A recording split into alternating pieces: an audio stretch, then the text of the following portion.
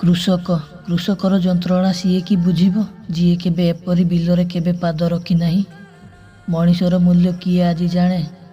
ଯିଏ ଗୋଟେ ଚାଷୀର ମୂଲ୍ୟ ଜାଣି ନାହିଁ, ସିଏ କି ପେଟର ମୂଲ୍ୟ ଜାଣେ? ଯେତେବେଳେ ଜଣେ କୃଷକ ବର୍ଷାରେ ଖାଲି ପାଦରେ କ୍ଷେତକୁ ଯାଏ ନା, ସେତେବେଳେ ଯେତେବେଳେ ସୁଗନ୍ଧିତ ବାସୁମତୀ ଆଉ ଅଟା ତୁମ ଘରକୁ ଆସେ, ଆଉ ଏ ସରକାର ଧନୀ ଲୋକଙ୍କୁ ତାଙ୍କ ଲୋନ୍ ଟିକିଏ ବିଜନେସ୍ ଡାଉନ୍ ହେଇଗଲେ ଋଣ ଛାଡ଼ କରିଦିଏ।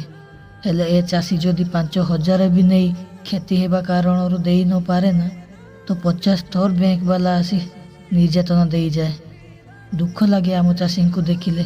ଯିଏ ପେଟକୁ ଅନ୍ନ ଦିଏ, ଯିଏ ଲାଇନରେ ଛିଡ଼ା ହୋଇ ଭୋଟ ଦିଏ, ତାକୁ ହିଁ ଏ ସରକାର ଧୋକା ଦିଏ।